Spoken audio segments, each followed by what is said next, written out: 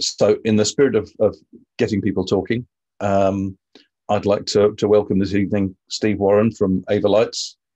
So Steve, if you'd like to join me on stage, and as we chat, if any of you have any questions, put them into the Q&A box, and we will see those. I will field them.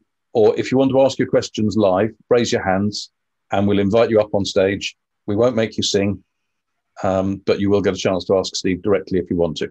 Yeah. So, Steve, good evening. Good evening. Yeah, thank you for having me. Really nice to be here. Yeah. Yeah, carry on. No, I was just saying, fantastic to be here. I mean, it's been interesting, hasn't it? Sort of staying connected with people through Zoom. I mean, loads and loads of people complaining about Zoom. You know, if I hear people say, I don't want to have any more Zoom meetings, but we've been having Zoom dance events, we've been having Zoom dinner parties, and just use the technology for what it's there for, you know. Thank God it was there, especially this year. It has been a savior, certainly. At times, too much.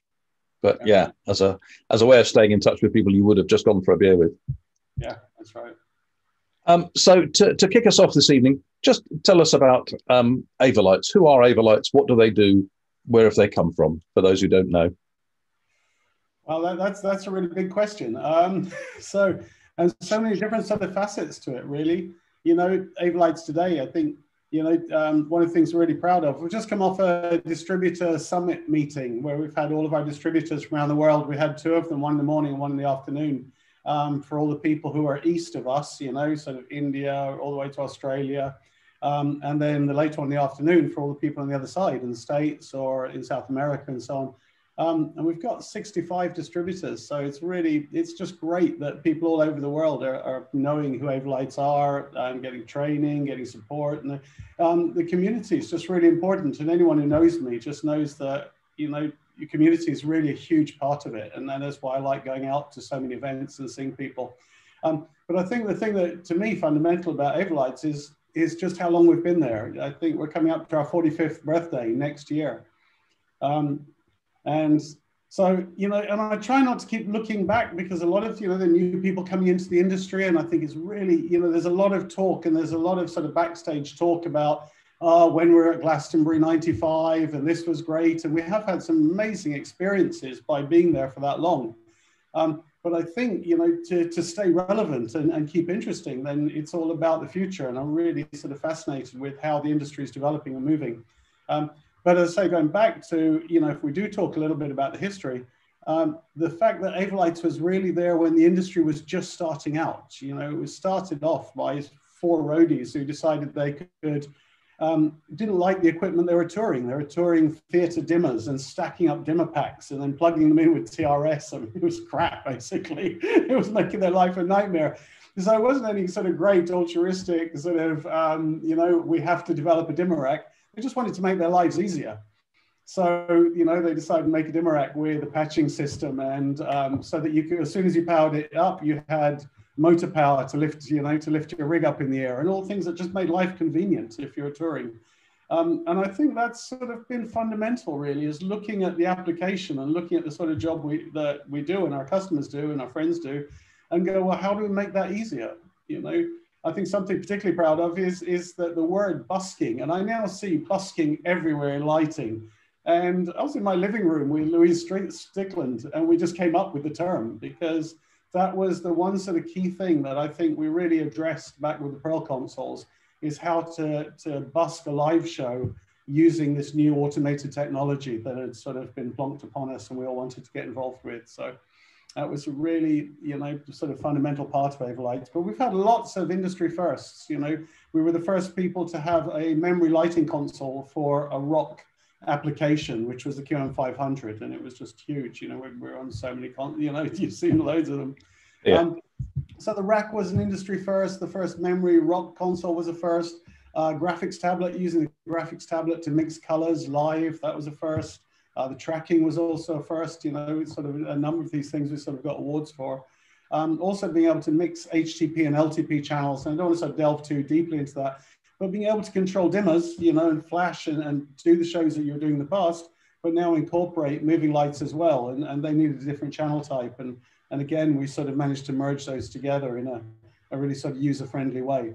So, but it's, there's a lot going on in the future, and we can talk about that a little later, because I think it's really exciting. So. No, it's a fantastic path to build on. And yeah, it's nice to talk to someone from a company who's such a fundamental part of the industry. Yeah. I remember my first Avo dimmer. I remember my first Avo desk. I remember Brian Croft turning up with a QM500 when I didn't want one, but still.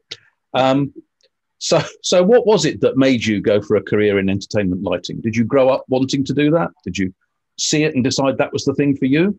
You know what? I feel quite guilty that no, it wasn't. I sort of was plonked into it, like many of us were. And quite often, I meet lighting people who said, oh, yeah, I did this at school. And from when I was 12, I started wanting to dabble with it. And I got really interested in the lighting. And I feel a bit of a charlatan for not being able to say the same thing, that I knew what lighting was. I knew what stage lighting was. And I decided to get into it. What was happening is I was a draftsman for the government, for the Property Services Agency. So some people would laugh. I've been in quite a few police stations, but actually invited in and doing electrical installations there rather than being dragged in. But that could be another story. But doing sort of, we were doing electrical layouts in hospitals, government facilities really. And, it's had a really good career path and a pension and a great training facility that they sent us to. They taught us to do all sorts of things, arc welding, metal, using CNC machine, using lathes. CNC hadn't been invented. But I've gone from this sort of very stable government job and sort of mapped out future. And a friend of mine said, look, I met up with him again by fluke. And he said, what are you doing? I told him, so what are you doing? He said, I'm making these pyro cannons for AC/DC. You're like, what? Yeah, so the drummer had died. They wanted to have a 21-gun salute. So they had these cannons that would shoot out, let off a pyro charge, and then pull back into their enclosure. And he was making them physically, molding them up in fiberglass, making the pyro chamber. I said, wow, that sounds amazing. He said, well, I could really do with some help, but I can't afford to pay you, but I'd love some help. He said, I'll feed you and you can sleep on my couch. And that was enough. And I looked back and I thought I must have been completely mad to have left this really stable future that I'd sort of set out on to go literally sleep on my mate's couch and sort of build these cannons for AC/DC. But what was really interesting for me was the electronic side of it. I was always quite fascinated with electronics. It was still quite a very new industry back then.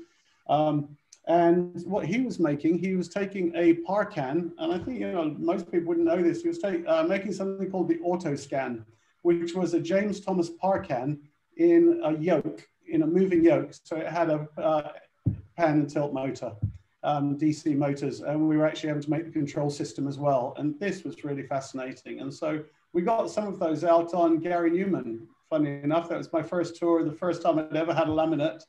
And then here we are, God knows how many years later, 34 years later. And we put Synergy, the new console with the Synergy feature set on Gary Newman tour. And I was very pleased that both of us are still here and still loving it. So that's got to say something. That's excellent. So how did you go from exploding Parcans to Avolites? Yes, yeah, good question. I suppose what happened is John Lethbridge and Cerebrum was a company that had helped Selco, was selling Selco and got Selco going. So a really fundamental company back then, Cerebrum Lighting.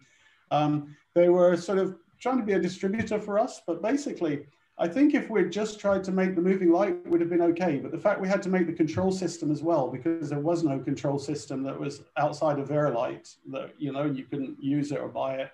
So given that we were trying to make a console and make a light, it was just too much for this small company, which was only 3 of us. So eventually he decided he would fold that company. And then Avolites snapped him up. They really headhunted this guy. He was super smart. And I'll always be appreciative to him. But Avolites had a huge demand for the Michael Jackson tour. I'm struggling to remember the name, but the Michael Jackson tour at the time. They needed to get more people into production, and he recommended me.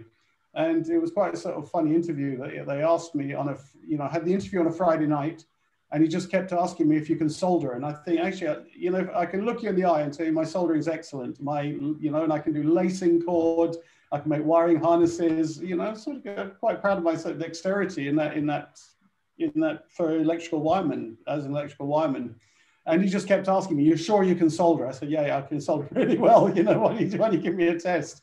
And then he said, "Can you start tomorrow?" And I remember thinking, tomorrow's Saturday. Yes, I can start tomorrow. And that was it. I mean, I remember walking into the building and just like it was buzzing with, you know, on a Saturday morning, it was buzzing with people making things, and they had these huge, great consoles. The dimmer racks were going together, and I was just blown away. My mouth was just open. I felt so lucky, like a dog with two tails. And I particularly remember leaving at the end of that day and walking up the road away from the building thinking, wow, I absolutely love that. And I think that particular feeling has stayed with me forever. And so when we got bought by Carlton TV in the end, as part of a group, they bought a lot of companies. I think it might have been like 300 companies in a massive group merger. They ended up with us, decided we weren't core business, and decided they wanted to get rid of us again. I just sort of know nothing about management buyouts. I thought, right, we need to try and secure this company and get it back into private ownership. So we've been the owners since 1991. Raised some money. I knew nothing about stuff like that, but you know, people who know me know that I like to meet people. And so I reached out to someone I'd met recently who seemed to know about stuff like that. And he basically helped me sort of structure that deal, get some investment money in, and we took it over in 91 and it's been there ever since. Can't get rid of me now, I'm a shareholder. So, excuse me.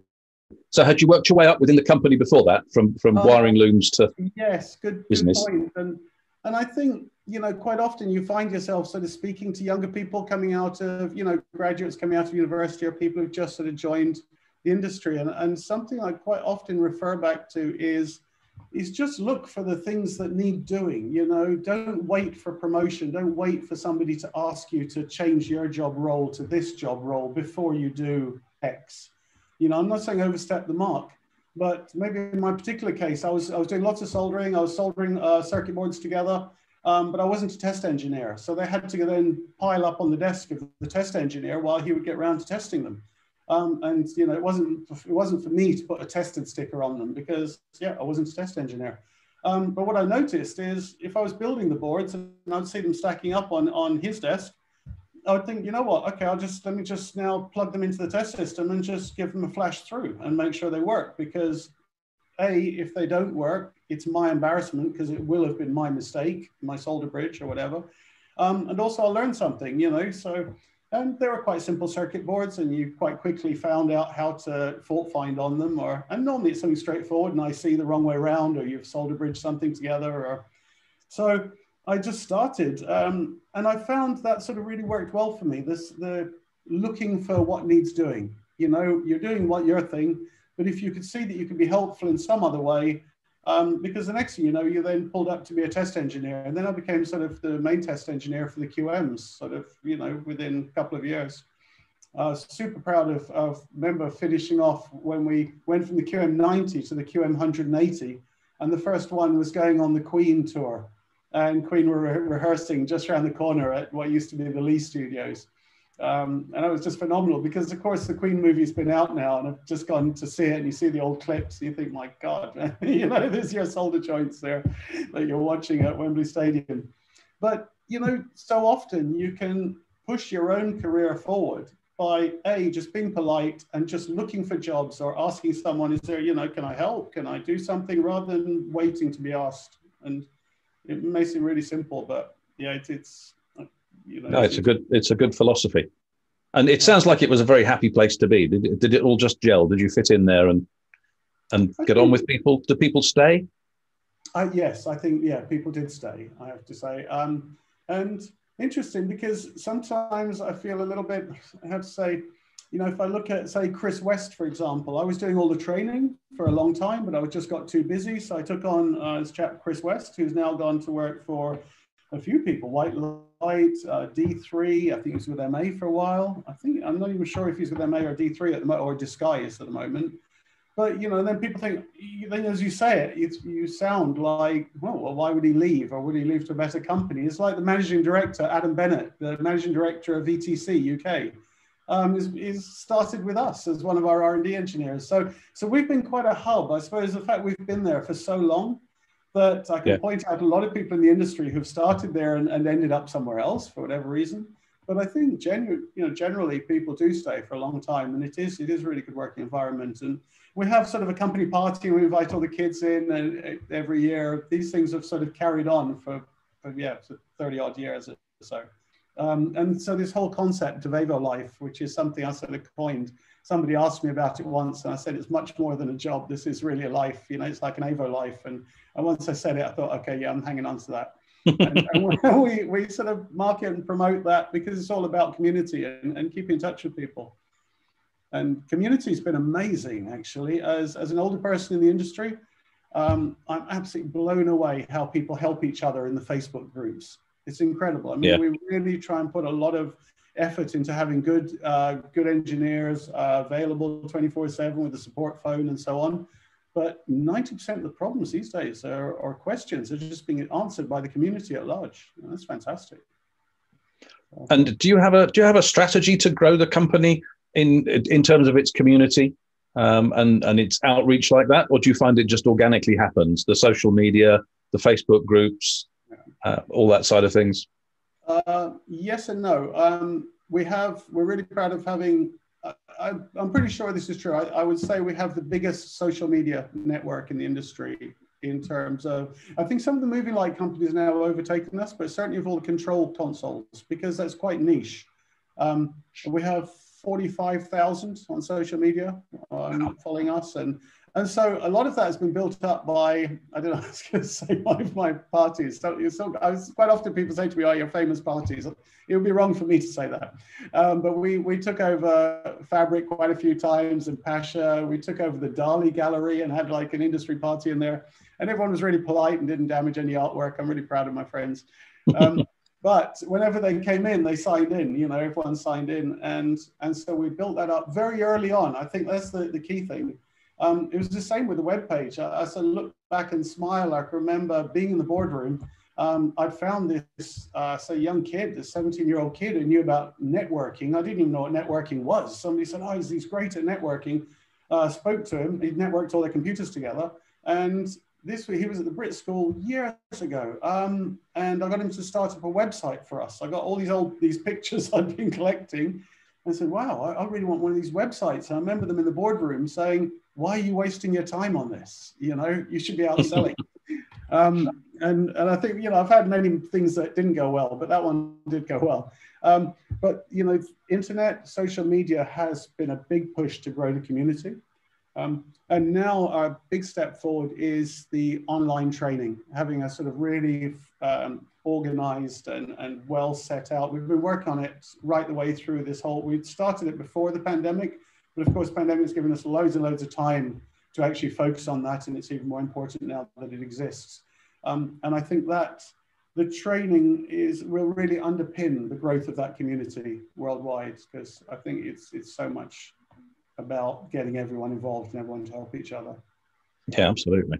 I don't know if that answers the question. No, it does. It does. I quite often drift, so sorry. No, it's very interesting talking to people and watching the way that companies have start off with a specific function and then gradually grow into other things. So, yeah, which leads me on to something I was talking to Dave and Brian a bit about last week, which is lighting as a discipline. It has changed from here's a light, you know, there's a source, there's a lens, there's a stage, and that's kind of it. And now there's so much more. But do you feel it's merging with other disciplines as well? You know, where does video stop and lighting start? How does it all work together? Well, you might be asking the right person or the wrong person. I certainly know how I feel about it. And people who know the company well will say, when you said, how do we expect to grow the company in the last question, to me, it's all about the convergence of lighting and video. And it's a tricky subject because people have been sort of wed to lighting and invested huge amounts of their life in lighting alone. almost see it as sort of treachery, or how could you leave us, or how could you be working with the video people? And I've had video people as well, you know, front of house saying, oh yeah, you're the guy who's sort of trying to take our jobs. And nothing could be further from the truth. I'm not trying to take anyone's jobs. I'm convinced that the requirement for both will keep growing, will keep expanding. There's going to be loads of work and the main thing is just to make yourself, positive, not the sort of person who bitches about, you know, you're trying to take my job, so I don't want to learn anything. Because I feel when both sides understand each other better, people operating the lighting desk, they'll always need the people who really understand video and have a love for video, because it's such a complex subject, all the lenses and the protocols and so on. But in terms of what it gives the audience, you know, let's forget the difficulties of the two disciplines. They both have their complexities. But in terms of, I just keep saying it goes into the same portal. It goes into the audience's eyes, and therefore we have to deal with it together. And I've been on this sort of, I don't know, hobby horse, or, you know, that's been my, you know, what I want to shout about. Right back since 1999, I was first started to promote a media server called Radlight. And we actually had it on Manic Street Preachers, Center Stage, Glastonbury, with Brian Leach, dear friend. So, you know, really had some traction back then. But Avolites wasn't ready to step into video at that moment. All the rest of my business partners weren't ready to make that sort of plunge. And so I decided, okay, well, let's back out. I'll stop doing that. We'll go back to working with lighting, producing lighting solely. But what I did then is I then brought in 2 hypnotizer machines into our demo room so that I could continue showing lighting designers who are coming in to say, look, this is how you control lighting fixtures.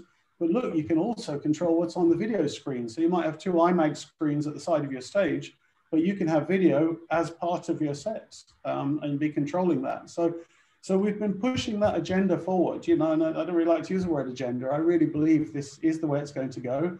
And back in 1999, I think, you know, some of my distributors, I did a big presentation to them saying, look, this is the way it's going to go. It's all going to merge. You have to get used to it, and you have to learn how to help your customers and the people you work with. You have to learn how you're going to help them make that transition into visual control, not lighting or video. And a lot of them thought I was sort of barking mad, and Steve's off on one. But if we've looked at the way the fixtures have developed, so many multi-cell fixtures now, where, you know, whatever, 20 years ago, we thought, what is a multi-cell fixture? Now loads of fixtures are like little video screens that happen to move on pan and tilt.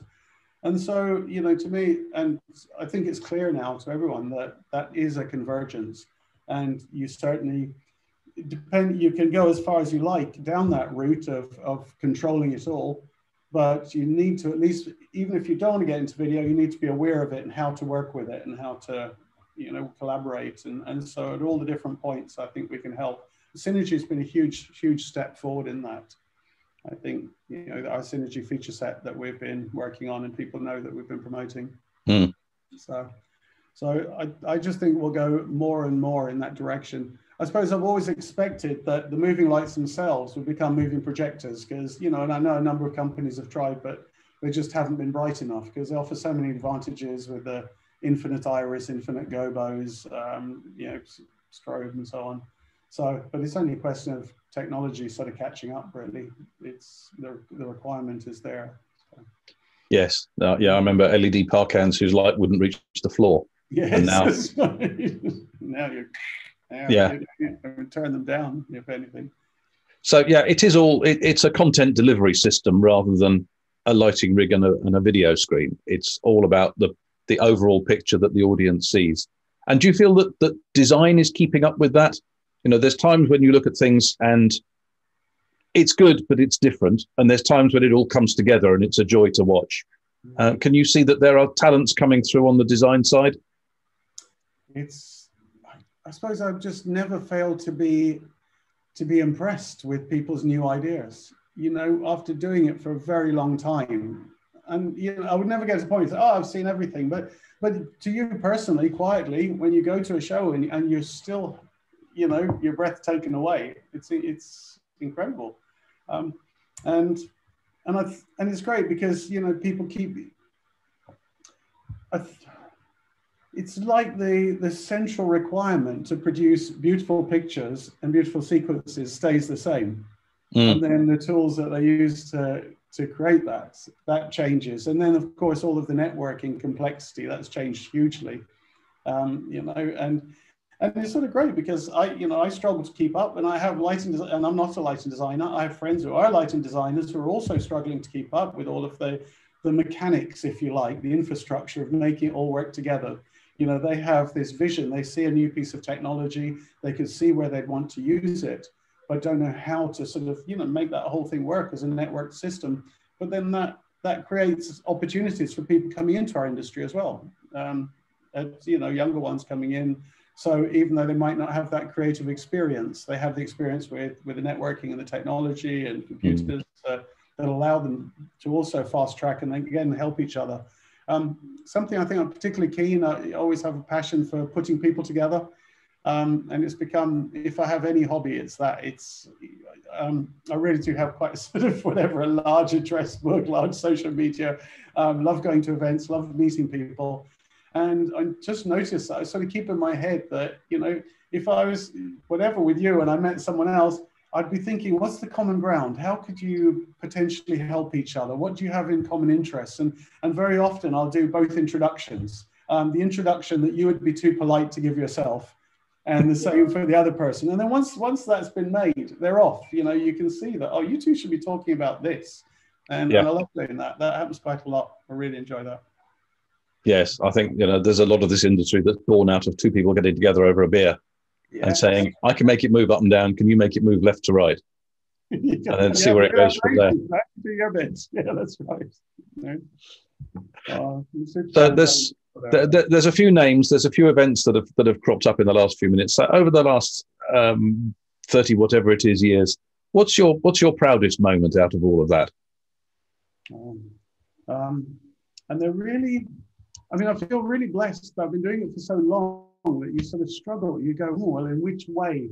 And I suppose, you know, I never want to say in your dying moments, but the things that really stick in your mind, because we've had a number of company events, and quite often I'll take, you know, arrange for the whole company. We go to see like No Fit State Circus that we've been sponsors of in the past. It's great to have the whole company out, and because some of us get to see a lot of shows, you know, and in sales you get to see an awful lot of shows, and then some people in the workshop might never see the end result of what they're actually manufacturing. And so for me to take the entire company to Rolling Stones stadium show, and, you know, see even your business partner crying with joy, quite literally, and she'd never been to a rock show before. You think, damn, you're a director of, you know, one of the world's leading international companies, and you've never been to a show before.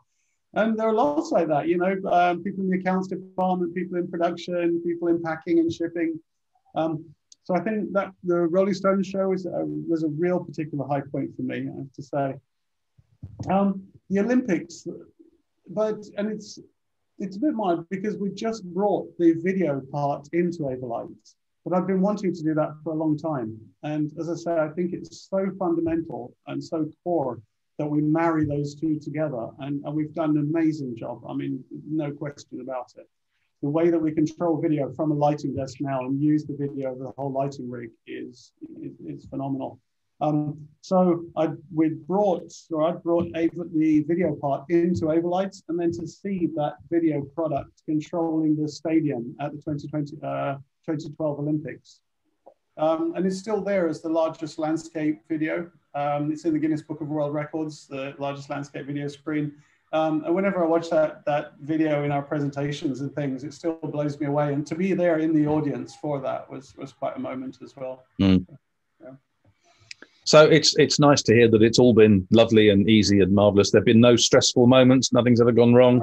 A few. It's funny. I think I'll tell you something I do think, and I think it must be the same with all of us, you know, because whenever I've been with friends having bad times, sometimes it's bad time, you know, having a bad time because of something we're involved with, you know, so really love it. Well, I'm relieved when it's not something that's of our making or hasn't come out of our factory. But, you know, it's technical stuff, so stuff does go wrong. But I suppose what amazes me is how quickly we can forget whatever the difficulty was, because there've been a few, and if I had to pull some out, I think Cool and the gang at Forest National in Belgium, where the crowd are all in, and then they start looking over the barrier because you've literally got the machine in pieces and there's panels everywhere. And there are times where you have the machine in pieces, but you've already fixed it, and now you're just putting it back together, and you know how long that takes, so that's okay. But when you have the machine in pieces and you still don't, and you take it more and more apart because you can't find what's wrong with it, and then they're starting to slow hand clap, and you just want the ground to open up and swallow you up, you just think. And there've been times I've had LDs shouting at me, and you think, I'm going to go back and I'm going to resign, I'm going to get a normal job. That's it. I'm never going to be in this position again. And I swear on that particular night, when I think of that LD shouting, we got so drunk. We did the show, we got it fixed, got the show back on, and suddenly it was like your best mates, it was like, he loved you. And you got properly drunk, that night, and you never forget each other. So I think that one, and Frank Zappa, to me, that was a really big moment. So I'm such a big Frank Zappa fan, and for Frank's manager to say, Frank's getting really pissed now, what's going on? But that was sort of okay, because by the time he said it, everything was going back together. And you're like, it'll be 10 minutes, we're on, and it was like a 15-minute delay. But it was Wembley Arena. It was one of my big heroes. And if you had told me, back in the days when you're lying on your back smoking whatever, that Frank Zappa one day would be waiting for you backstage for you to put the machine back together. So that's sort of a proudest moment as well. You think, wow, okay, I've got somewhere. My hero's waiting for me. So, but yeah, other than that, it's there are difficulties along the way, just in sort of running the business, and things like 2000, what was it, the credit crunch. And I know we're not talking about this year, and I've really generally been speaking to a lot of people this year without speaking about this year, because it is what it is. But one thing I do share with people is to say, look, at my age, I've been doing it for so long. I can, there's the credit crunch, there was 9/11, but I can also remember the Gulf War. When the Gulf War happened, everyone thought that was it. All the big international touring stopped, and it was almost like they thought it'd never start again. And the company, in fact, really put a lot of pressure on the company. And I say, yes, this is like all those things happening at the same time. But I'll tell you, each time we've been through a crisis like that, and it seemed terrible. Other factories closing down, 600 staff lost their jobs. And then 2 years later, you sort of can't even remember it because you're just so busy cracking on with it, So I think, look, we'll get through this, it'll come out, and we'll just be busy as hell, more busier than we've ever been, because people love being together, don't they? That's one thing that it's shown. Audiences, people love going out, and so I think it's made all of us think about what we deliver and what we're part of, and go, great, we're really happy and really proud to be doing that. So let's keep doing it. Absolutely. When there is a show, it will go on.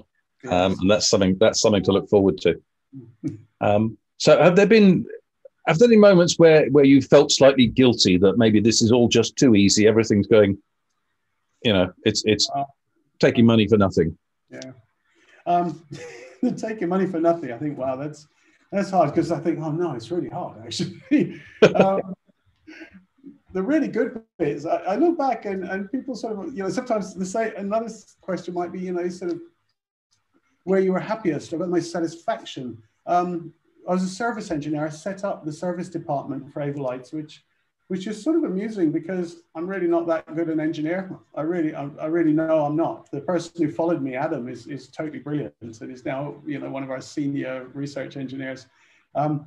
So I would tend to fix things by being organized, by thinking, okay, if that doesn't fix it, what am I going to do next? If that doesn't fix it, I would arrive with about 10 different scenarios written down of, okay, if the first thing doesn't fix it, what are you going to do next?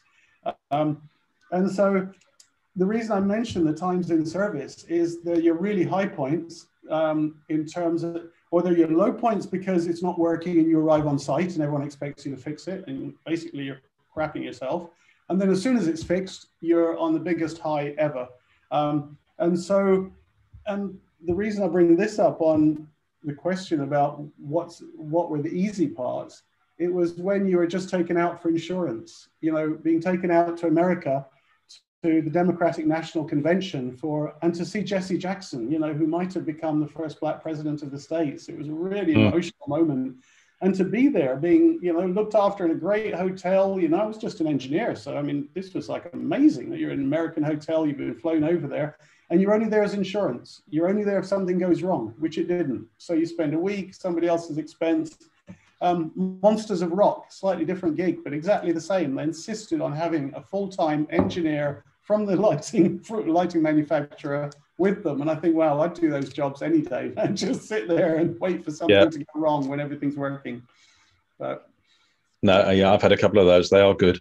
They're great, aren't they? I mean, if it does go wrong, all eyes on you. But yes, that's the downside. Yeah.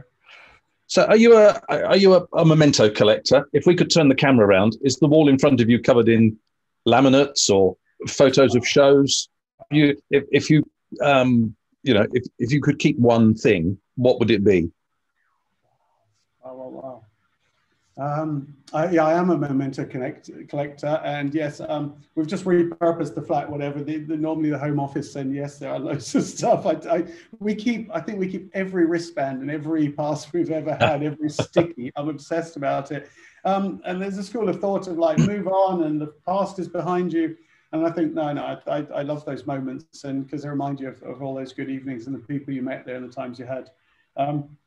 Really hard to say. What I noticed the other day on one of the sort of collection of passes was one of your very early ones for Stevie Ray Vaughan, and I was supposed to, whatever, I'd got the laminate, fixed his desk, but I was supposed to go see the show in London and take some friends, but he never made it. He was one of those artists who had a helicopter crash incident. Yeah, it was very sad. And you always look at that one because the passes you had very early on, you sort of didn't know what was coming up, really. So it takes you right back to those days, doesn't it?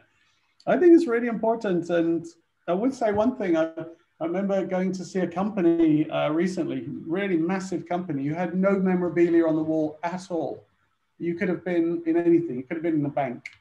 And at that point, I found it really hard to maintain my interest in working with them. And to me, it was a real sort of acid test because there's probably there was a lot of money at stake to really keep close to this company. But I found it very hard to keep a really solid relationship with someone who clearly it was all about the money and not about the shows. And I think loads of people, you were talking about Dave Ridgway, I know it's about the shows with him. I remember when he was doing shows, I remember Dave doing Aswad and me going out and seeing, Shepherd's Bush Empire and seeing Dave lighting Aswad. And Pip also on the desk as well, and seeing them start right from 2 Avo dimmer racks and a Roller Q60 and growing that company all the way they did, So it's been super exciting to be part of other people's story as well, Yes. Yeah, I think we're all very lucky with that. I'm just looking out into the darkened auditorium. Just remind people, if you've got any questions, if there's any particular bits you want Steve to talk about, then please do either drop your questions in the box, or stick your hands up and you can come up and join us under the lights. So have there been any moments where you thought, right, that's it, I've had enough, I'm going to go back and start drawing electrical things again? No, other than when you couldn't get the machines working. And I suppose at different times, so you've got the times where you went out to fix a machine, and normally you sort of have a good idea of what it is before you go out. So, 90% of them are very straightforward, swapping out a card or a front panel or whatever. Some of the exhibitions as well, even though it's not like a real show, so you feel a bit guilty because all the people I work with, they do real shows that have, an artist coming on stage and it needs to work and everything's got to be programmed and ready. And so the closest we get in our sort of manufacturing role is trade shows. But for us, there's still a presentation, there's still a show, it's still how you want to be seen. Sometimes there's a press launch.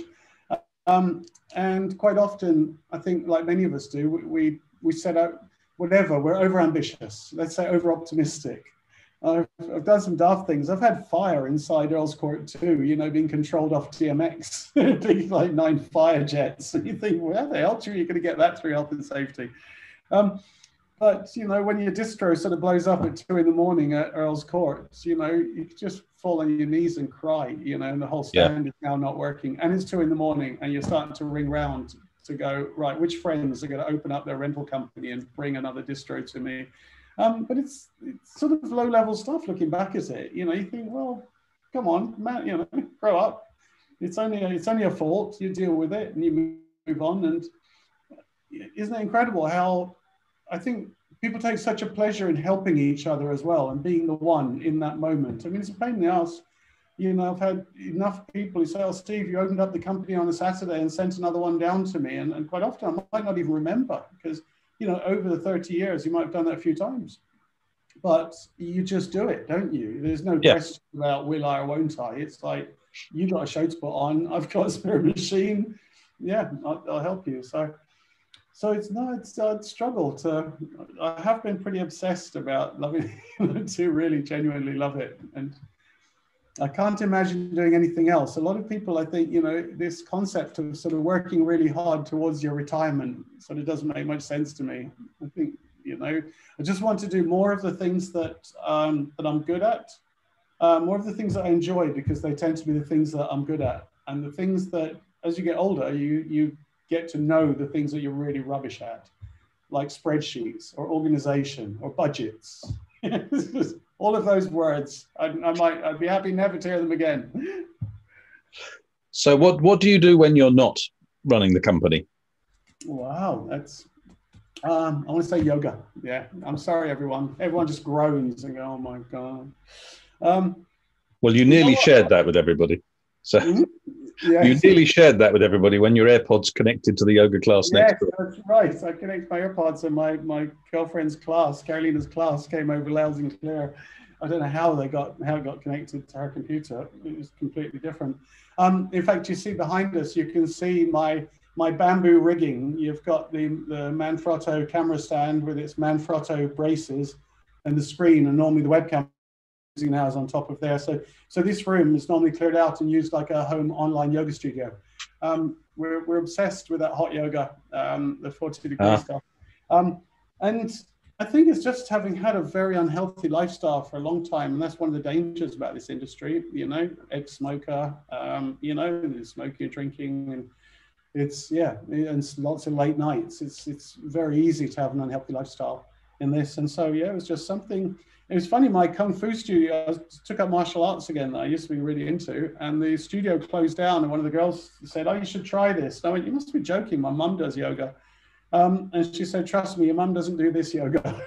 And I'll never forget it. So I went and thought, oh my God, it almost killed me. But really that and going to gigs, so sometimes, I don't know, we go like, I don't know, 50 gigs in a year or something, you know, we're out a lot. And a lot of those will be festivals. Even the festivals sort of walk around, you know, huge amounts of tramping around. Really love, it sounds sort of unbelievable, you know, that you'd say, oh, I love seeing our stuff being used, but I just never get tired of seeing shows. And a lot of the time I find myself facing away from front of house so you can actually look into the faces of the audience because they just love it. And it really sort of fuels you to keep doing it, because there are lots of boring bits. There are lots of spreadsheets and budgets and stuff like that. Yeah. Yeah. The getting ready part. Yeah. So what was your favorite festival? What's the best one? Yeah, that's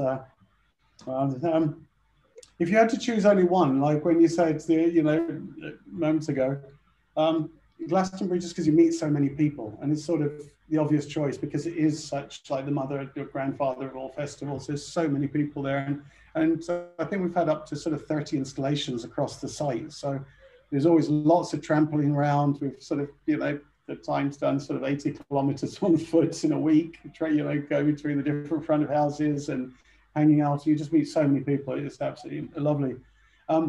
But it's sort of the obvious choice. When people ask about, oh, I can't get tickets to Glastonbury, I say, why are you trying to get to Glastonbury? Look, Boomtown's amazing, and it's fantastic that there's such a, that there's good competition, because competition is always good. Competition in lighting desks is good, or in lighting fixtures is good. So same in festivals. If you have one that everyone is trying to get to, that's not really healthy.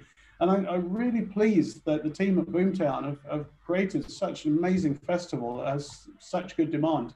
I really like, I don't know if you've ever been, but the whole place is like a movie set. It's like they really build a whole town, and it's all themed, and it has a story that continues, and they really pay a lot of attention to that. And I'd have to just throw in a last one, Shambhala. I think what's really important with Shambhala is they're really sort of leading the way forward. In terms of sustainability, reusability. They've set so many standards that other festivals are now following, and I really have huge respect for them for that, because I think it's really important, and it's great for people who haven't been to festivals. You know, if you go see the young crowd at Boomtown, they're living in a sea of beer cans and foods outside their tent, and you think, this is, you know, if the world stopped and you guys had to run your own life, this is not looking good, guys. You know, this is not a good example. Whereas you go to Shambhala and really sort of spirit of people helping each other and just being tidy and looking after their own areas, and it makes you think, oh, humanity can do it. You know, we can sort this out and move forward. So it does bring out the best in people sometimes. Yes, that's right. You know, shoulder to shoulder. You know. So speaking of the best. Here's a question for you. Lots of many happy memories. Who was your best salesman? So this has come from Dave Parry. I don't know if that gives you a steer as to the answer, but he sends big love anyway, Manisa.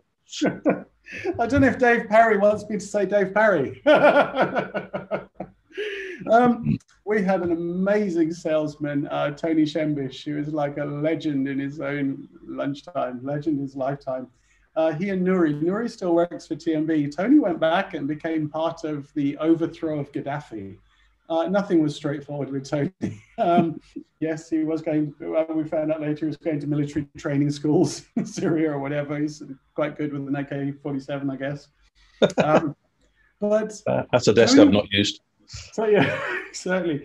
Tony had such a belief. And it was funny, is sometimes you see really inspirational speakers, and it's because they so totally believe in what they're saying that people go along with them. And Tony was quite unusual, anyone who's met him. And people ask after him quite often. He was working at Libya TV when I last was in touch with him.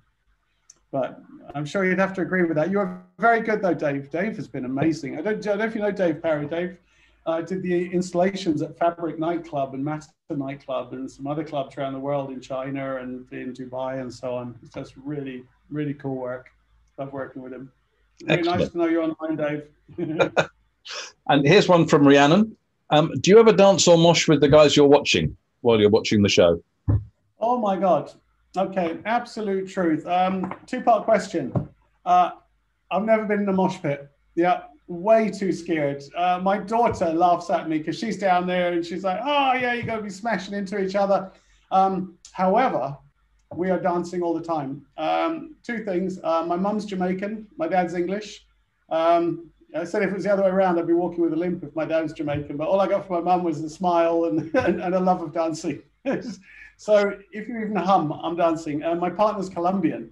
So you can imagine if there's anything like a rhythm going on, we're dancing. We actually have a Sunday dance event on Zoom. One of our friends said they were missing dancing, and my partner said, why don't we just have a dance event Sunday mornings, 11 o'clock? And she shares a playlist, and anybody wants to get onto that, just let me know because it's fun. We sometimes dress up, just have a laugh. But basically, just dancing brings people together, and you always feel good afterwards. So yeah. Yes. And I leave front of house for that because sometimes you can dance in front of house, but very often front of house is quite serious. And so the two of us would just slip off into the crowds and go see her. We'll see her an hour or two. Yes, love dancing with the crowd. Nice question. Excellent. So on a practical note, you're still very connected. This is from Gavin Eldridge. You're still very connected to the technology of your products. Do you find it a challenge to keep up with all the developments, or are you still quite hands-on? I'm terrified, Simon. I'm really ashamed. Maybe that's a better word. Absolutely ashamed. I came into the sales role because the salespeople that we had back in 1988, 89, didn't know how to work anything. And if you look back, the machines hardly did anything. They were really, really simple. And the salespeople didn't know how to work them. So when they wanted to do a demo, they'd call me out to the service department, and I'd go, you know, smiling and go, yeah, sure, I'm happy to stop servicing whatever and show this person what this console does. And then they started taking me to all the trade shows, and so then I was training people. I understood time code really well. I was doing all of the complex theater stacks that were, you know, we were running off time code. I've sometimes been flown to other countries to program time code shows. Now I can barely turn it on. It's hideously embarrassing. And it's like a sort of Jekyll and Hyde, really, because you can be in some of the meetings. I can be in some design meetings because so many designers will feed back to me things they're not happy with, or can we change this, or this needs to be changed. So you can feed in at an upper level and sort of help shape where things are going in the future without really understanding how the feature's then going to work. So, and I suppose at that point, I just have to think, Steve, it is what it is. When we started spending a lot more time at home this year, I brought home our latest, you know, little Titan 2 product and a MIDI pad and all the stuff I needed. And I think I've spent about 3 or 4 hours on it in the last 8 months. So I'm still no better off, but I haven't given up. So thank you all very much for joining this evening. It was a pleasure to talk to Steve, and I hope we can do it again sometime. Thank you all very much and good night.